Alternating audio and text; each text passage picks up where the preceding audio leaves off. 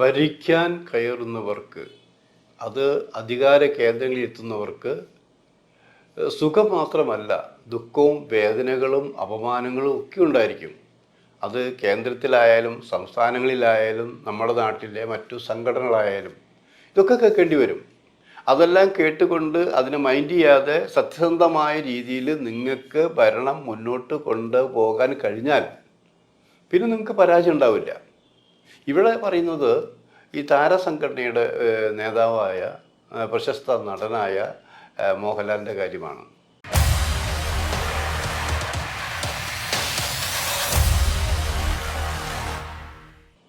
ഇപ്പോൾ ഇത്രയും വിശദമായിട്ട് പറയാൻ കാരണം, ഇപ്പോൾ മോഹൻലാൽ ഒരു ആജാനുബാഹുമായി സംഘടനയുടെ എല്ലാമായി തിളങ്ങിയ മാന്യ വ്യക്തിത്വമാണ്. ഔപചാരികമായാലും അല്ലെങ്കിലും മോഹൻലാൽ തന്നെയാണ്. ഇത് പറഞ്ഞതോ ഇപ്പോൾ തെരഞ്ഞെടുപ്പ് ചൂടിലായിരുന്നല്ലോ അമ്മയുടെ പ്രവർത്തകരെല്ലാവരും. എന്തുകൊണ്ട് മോഹൻലാൽ രാജിവെച്ചു എന്നുള്ളതിൻ്റെ വ്യക്തമായ ഉത്തരങ്ങൾ കിട്ടിയിട്ടില്ല. പക്ഷേ ഒരു കാര്യത്തിൽ മാത്രമല്ല ഈ പ്രശ്നമുണ്ടായിട്ട്, പല പ്രശ്നങ്ങളും ലാലിൻ്റെ നേർക്ക്, പലരുടെയും കൈകൾ ലാലിൻ്റെ നേർക്ക് ചൂണ്ടിയപ്പോൾ ഇനി അത് വേണ്ട എന്ന് ലാൽ സ്വയം തീരുമാനിച്ചു. അങ്ങനെയാണ് ലാൽ ഈ സംഘടനയിൽ നിന്ന് മാറി നിൽക്കാൻ തീരുമാനിച്ചത്. ഇത് എപ്പോൾ തുടങ്ങിയെന്ന് ചോദിച്ചാൽ ഇന്നലെ തുടങ്ങിയതല്ല.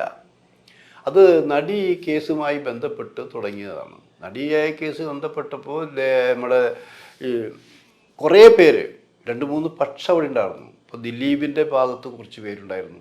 ദിലീപിനെ സംഘടനയിൽ നിന്ന് മാറ്റി നിർത്തണം, പുറത്ത് ആക്കണം എന്നുള്ള അതും പറഞ്ഞ ആൾക്കാരുണ്ടായിരുന്നു.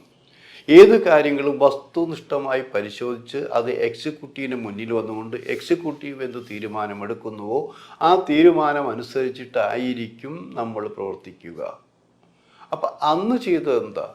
അന്ന് 2018 തോന്നുന്നു. 2018 ഇവർ പെട്ടെന്ന് അമ്മയുടെ എക്സിക്യൂട്ടീവ് വിളിച്ചു.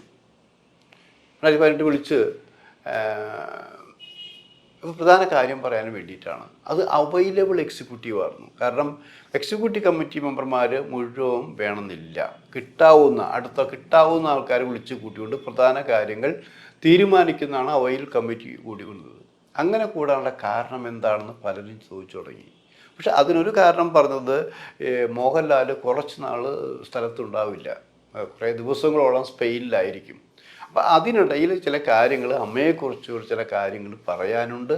അതുകൊണ്ടാണ് ഇങ്ങനെ പെട്ടെന്നൊരു പ്രസ് മീറ്റ് വിളിച്ചത്. പത്രപ്രതിനിധികളെല്ലാം സജീവമായി വന്നിരുന്നു.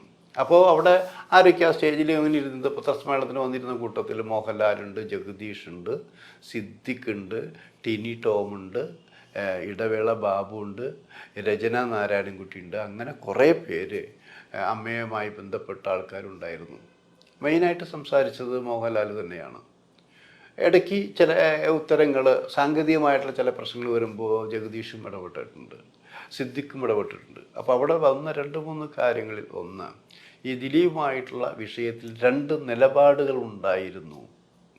അപ്പോൾ ദിലീപിന് വേണ്ടി സിദ്ദിഖും KPSC ലളിതയും ഒരു പത്രസമ്മേളനം നടത്തി. ദിലീപിന് എതിരായിക്കൊണ്ട് അമ്മയ്ക്ക് വേണ്ടിയാണെന്ന കാര്യത്തിൽ ജഗദീഷും ഒരു പത്രസമ്മേളനം നടത്തി. ഈ 2 പത്രസമ്മേളനം നടത്തിയത് മോഹൻലാലിൻ്റെ അനുവാദത്തോടു കൂടിയാണെന്നാണ് 2 പേരും പറഞ്ഞത്. ഇത് ശരിയാണോ എന്ന് മാധ്യമ സുഹൃത്തുക്കൾക്ക് അറിയണം. ആ ചോദ്യം ചോദിച്ചപ്പോൾ മോഹൻലാൽ പറഞ്ഞതിന് മുമ്പ് തന്നെ ജഗദീഷ് തൻ്റെ വെർഷൻ പറഞ്ഞു. ഞാനിത് പത്രസമ്മേളനം നടത്തിയത് ലാലിനോട് ചോദിച്ചിട്ടാണ്. അപ്പോൾ ലാൽ തലയാട്ടി. അത് കഴിഞ്ഞ് സിദ്ദിഖ് പറഞ്ഞു, ഞാനിങ്ങനെ ലൊക്കേഷനിൽ വെച്ചാണ് പത്രസമ്മേളനം നടത്തിയത്. അന്ന് KPSC ലളിത ചേച്ചിയും കൂടി എൻ്റെ വീട്ടിൽ ലൊക്കേഷനിലായിരുന്നു. ഞാൻ അവരെ വിളിച്ചതല്ല. അവർ അമ്മയുടെ ഒരു നേതാവ് നിലയ്ക്ക് അവരും കൂടി വന്നു. അങ്ങനെ 2 പേര് ഞങ്ങൾ ഒരുമിച്ച് നടത്തിയത്. അങ്ങനെ നടത്തുമ്പോഴും അത് മോഹൻലാലിനോട് ചോദിച്ചിരുന്നു. ഇത് പറഞ്ഞ് 2 ക്ലിയറാക്കി. ലാൽ പറഞ്ഞു, 2 പേരും എന്നോട് ചോദിച്ചു നടത്തട്ടെ എന്ന് ചോദിച്ചു. ഞാൻ അനുവാദം കൊടുത്തു. ഞാൻ 2 പേര് എന്ത് ചെയ്യും? പക്ഷേ പറഞ്ഞു കേട്ടത് എന്താ? ദിലീപ് രാജിവെച്ചു. ദിലീപ് രാജിവെക്കാൻ കാരണം ഞാനല്ല. ലാൽ അവിടെ വളരെ വ്യക്തമായി. പിന്നെ ആര്? ലാലിൻ്റെ പേരാണല്ലോ ഉയർന്നു കേൾക്കുന്നത് എന്ന് മാധ്യമ സുഹൃത്തുക്കൾ ചോദിച്ചപ്പോൾ മോഹൻലാൽ പറഞ്ഞത് എന്താ? വ്യക്തി എന്ന നിലയ്ക്ക് എനിക്ക് എടുക്കുന്ന തീരുമാനമാണോ അമ്മയുടേത്? ഇത്രയും ആരോപണങ്ങൾ ലാലിനും നമ്മുടെ ദിലീപിനെ കുറിച്ച് ഉയർന്നു കേട്ടപ്പോൾ അതിൻ്റെ ഒരു പ്രശ്നം ഇത്രയും വലിയ സംഘടനയാണ്, അത്തരം ഒരാളെ സംഘടനയിൽ കൊണ്ടുപോകണോ എന്നൊക്കെ ഒരു ചർച്ച വന്നു. അങ്ങനെ എക്സിക്യൂട്ടീവ് കമ്മിറ്റിയാണ് തീരുമാനമെടുത്തത്. ദിലീപിനോട് നമ്മൾ ഇത് ചോദിക്കണം, കാര്യം എന്താണെന്ന് ചോദിച്ചിട്ട് രാജിവെക്കാൻ പറയണം എന്ന് പറയും. ആ തീരുമാനം എന്നെയാണ് ഏൽപ്പിച്ചത്. എന്നെ ഏൽപ്പിച്ചപ്പോൾ ഞാൻ പറഞ്ഞു, ഞാൻ അങ്ങനെ ദിലീപിനോട് പറഞ്ഞു, ദിലീപ് ഇങ്ങനെ ഒരു തീരുമാനമുണ്ട്, ആ തീരുമാനം അനുസരിച്ച് ദിലീപ് ഈ സംഘടനയിൽ നിന്ന് മാറി നിൽക്കണം, അത് നിങ്ങൾ ഇന്ന് രാജിവെക്കണം എന്ന് പറഞ്ഞു. ദിലീപ് വേറൊന്നും പറഞ്ഞില്ല. ദിലീപ് അത് വെച്ച് രാജിവെച്ചു എന്ന് രാജിക്കത്ത് എഴുതി തന്നു. പക്ഷേ രാജിക്കത്ത് എഴുതി തന്നപ്പോൾ ആ പ്രശ്നങ്ങളൊന്നും തീർന്നിട്ടില്ല. അവിടെയാണ് പ്രശ്നങ്ങൾ തുടങ്ങിയത്. ആ പ്രശ്നങ്ങൾ തുടങ്ങാൻ കാരണക്കാർ ആരൊക്കെയാണ് എന്ന് എനിക്കറിയാം എന്നല്ല ലാൽ പറഞ്ഞത്.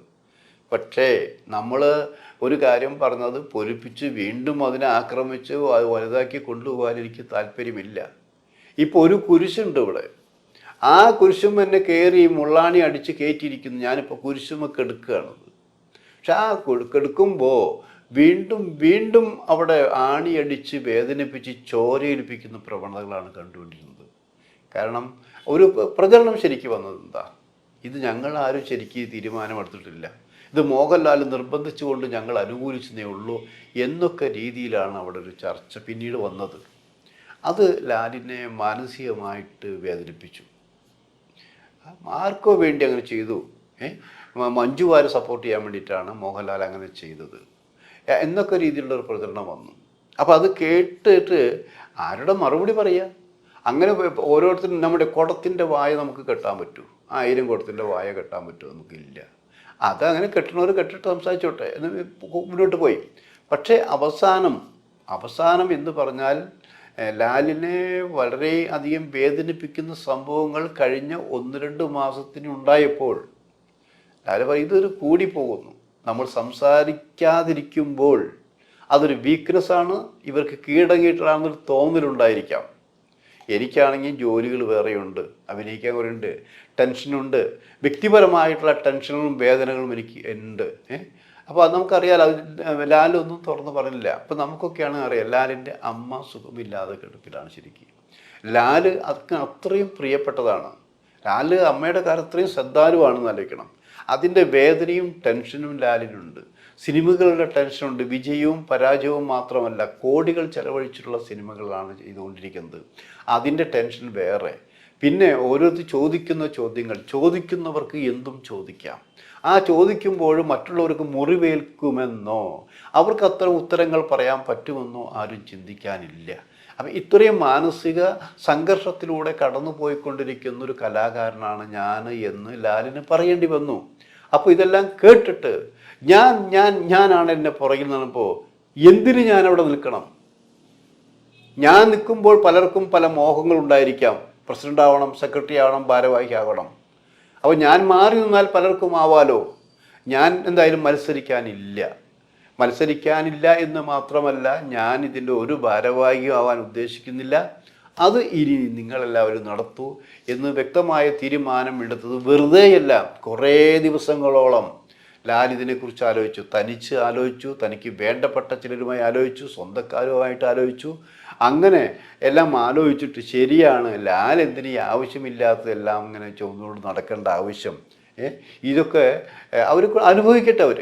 കാരണം ഇത് സുഗമമായിട്ട് ഇപ്പോൾ ഫണ്ട് ഉണ്ടാക്കുന്ന കാര്യത്തിൽ വളരെ ഇത്ര കോടി രൂപ വേണമെന്ന് പറയുമ്പോൾ അത് പെട്ടെന്ന് ഉണ്ടാക്കാൻ ലാൽ അടക്കമുള്ള മമ്മൂട്ടി അടക്കമുള്ളവർ ചേർന്നാലേ പറ്റുള്ളൂ. ഇത് എളുപ്പമല്ല. നമ്മൾ ചില മാജിക്ക് കണ്ടിട്ടില്ലേ?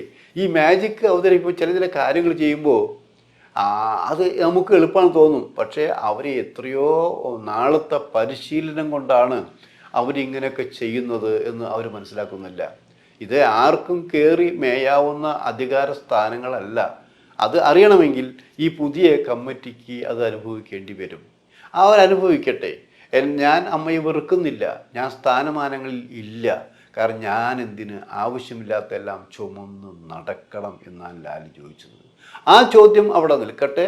ഈ ചോദ്യത്തിന് നമ്മൾ ഉത്തരം കൊടുക്കേണ്ടപ്പോഴാണ് ലാലില്ലെങ്കിലും സംഘടന മനോഹരമായി നടക്കും എന്ന് തെളിയിക്കേണ്ടത് വരാനിരിക്കുന്ന പുതിയ കമ്മിറ്റിയാണ്.